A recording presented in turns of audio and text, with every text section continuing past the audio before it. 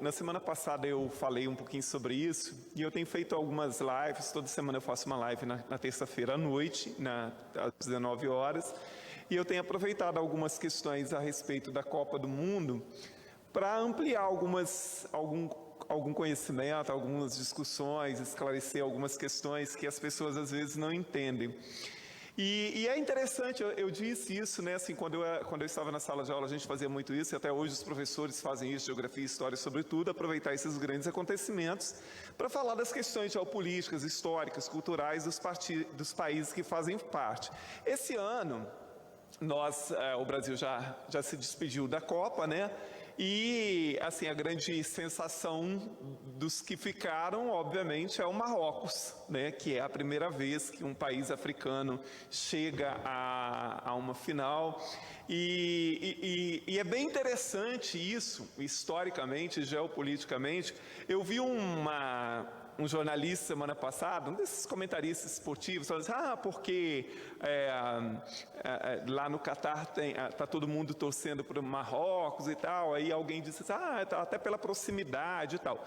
O Marrocos e o Catar nem são tão pertos assim, é claro que se comparado com o Brasil é realmente perto, mas na verdade o fator de unidade ali é o arabismo e o muçulmanismo, né? Tal qual os marroquinos, os catares são árabes e muçulmanos. Então, e é uma confusão que muitas vezes se faz, né? Qual é a diferença do árabe para o muçulmano? O árabe é uma cultura, é uma etnia. O muçulmanismo é uma religião.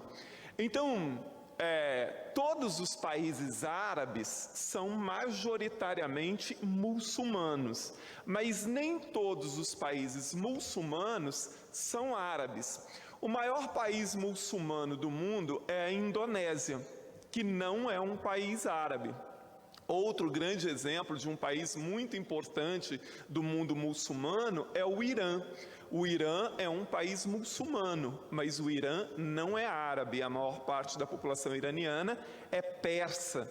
Esses são dois grandes exemplos de países muçulmanos não árabes. Agora, o muçulmanismo está muito ligado à questão árabe porque ele nasceu na Península Arábica. Então, é óbvio que quando ocorreu a expansão muçulmana, que chegou até a Península Ibérica, né, até a Espanha, até Portugal, os muçulmanos dominaram por muitos anos, né, a Espanha e Portugal, inclusive, só que não impuseram a sua religião nesses países, né? Porque por onde deu a expansão árabe, em grande parte, o muçulmanismo fincou raízes ali.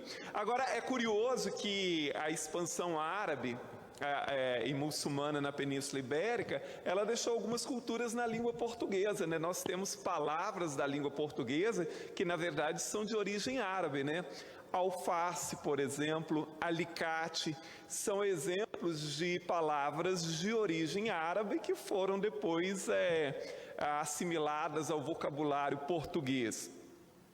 Mas então, assim, o arabismo, né, ele está muito realmente ligado ao muçulmanismo. Agora, nem todos os países muçulmanos são árabes. Eu esqueci de mencionar um outro país muçulmano muito importante que não é árabe, a Turquia, né? A Turquia é um país, inclusive, considerado um país estratégico geopoliticamente, é um país majoritariamente muçulmano, mas turcos, não são árabes, né?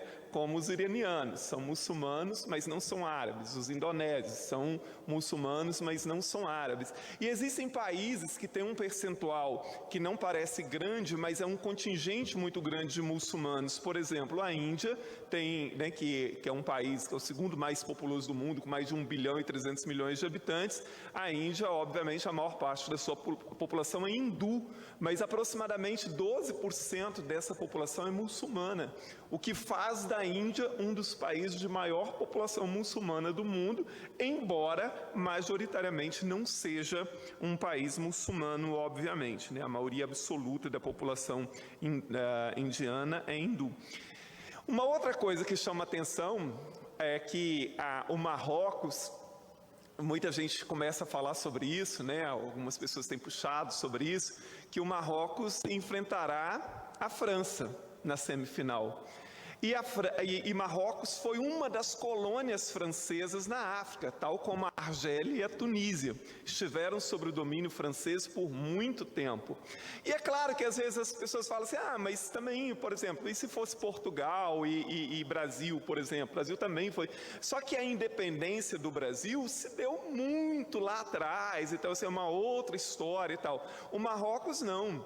O Marrocos tornou-se oficialmente independente da França a partir de 1956. Foi ontem isso, praticamente, né? Assim, foi depois da Segunda Guerra Mundial. Então, essa questão ainda está muito latente. Você vê, deputado Marco Garcia, que tem vários marroquinos vivos ainda que viveram no Marrocos no período do Marrocos colônia da França. E, ao contrário do que se imagina, nenhum país imperialista foi bonzinho, né? Então não teve colonizador bom, nem inglês, nem francês, nem português, nem coisa nenhuma. E esses países estiveram submetidos sobre o jugo francês, então, até a metade do século XX. E é curioso que um dos maiores acontecimentos da história da humanidade foi a Revolução Francesa, em 1789, muito tempo antes da independência das colônias francesas na guerra. E na África. E aí, assim, todo mundo conhece, né, o lema que ficou mais conhecido da Revolução Francesa, né? Igualdade, liberdade e fraternidade. E aí, isso em 1789, né? Mas era igualdade, liberdade para quem? Né? Porque para os países que eram colônia não havia liberdade, nem igualdade, nem fraternidade, coisa nenhuma, né? E nem para uma parte dos franceses também, né? Depois, obviamente, com o tempo, a política evoluiu e as coisas mudaram. Então, por isso é tão latente ainda essa questão assim de tantos países. É óbvio que uma grande parte dos países árabes estão torcendo para o Marrocos, dos países muçulmanos também, mas naqueles que foram colônias da França, esse sentimento é muito maior. Muito provavelmente a Argélia amanhã, né, vai estar toda torcendo, né, que ali ocorreram guerras sangrentas, né, conflitos sangrentos pela independência, porque a Argélia também foi colônia francesa. Então é interessante a gente notar o quanto tem de história por trás dessas questões, né? Então, o confronto de amanhã entre o Marrocos e a França, para além do fato de que é uma surpresa que o Marrocos tenha chegado, né, até uma semifinal, a primeira vez que uma seleção africana chega a isso, né? É a primeira vez que um país árabe muçulmano também, porque assim, nós é que talvez estamos um pouquinho distante, nós não entendemos muito bem essa ligação do arabismo e do muçulmanismo, né? O quanto esses países têm uma ligação. Então também é a primeira vez que um país árabe muçulmano chega à condição de semifinalista ali. Então, para além da questão do futebol, há ali um conteúdo de ordem geopolítica, histórica e cultural muito significativa no jogo de amanhã entre o Marrocos e a França. Dois países que eu admiro muito, né? Já estive na França, é um país admirável, a história da França é admirável, e tive o prazer de conhecer o Marrocos também no final da década de 90. Eu estive no Marrocos, assim como estive rapidamente pela Tunísia e pelo Egito também. O Marrocos, o povo é muito simpático, Marquinhos, e eles gostam muito dos brasileiros porque eles sabem muito sobre o futebol brasileiro. E era curioso que eu estive lá em 1998, já faz bastante tempo, mas estava muito marcado para eles a Copa de 94, então eles eram muito fãs de Romário, de Bebeto, de Tafarel. Então quando eles descobriam que nós éramos brasileiros, eles falavam o nome de todos os jogadores do Brasil praticamente que tinham atuado na Copa de 94. E como bons árabes, isso é uma coisa curiosa, a gente viu isso na Tunísia e no Egito também, mas isso, como nós ficamos mais tempo no Marrocos, que o árabe tem um tino comercial muito significativo, né? Então, aqui no Brasil é muito comum você chegar em um comércio e falar assim, quanto é isso? Aí a pessoa fala assim, custa R$10. Aí você achou caro? Não quero não. vai embora. Lá, na maioria das vezes, eles não admitem que você faça isso, assim, né? Se você perguntou o preço, é porque você está interessado. E se você achou caro, que você faça a sua proposta. Então, assim, 10, né? Eu não me lembro agora como é que se chamava a moeda lá do Marrocos, mas se você fosse comprar, por exemplo, uma lembrancinha aí, você quanto isso? Custa R$10, fazia a conversão ali, custa R$10. Não, tá muito caro. Aí o cara ia atrás de você assim, mas tá, R$10, você não vai dar R$10, mas quanto é que você dá então? Então faça a sua oferta. E aí você falava assim, eu te dou 7. Então eles já são treinados, assim, né? Eles faziam um escândalo, não, que eu não posso, que eu tenho uma família para criar, isso está muito barato, que não sei mais o que. Mas normalmente você conseguia chegar a um meio termo com eles, né? É uma coisa bastante cultural, né, dos árabes, essa questão de que se você pergunta o preço de alguma coisa é porque você está interessado. Se você achou caro, que você faça a sua proposta para ver se é possível você chegar a uma negociação.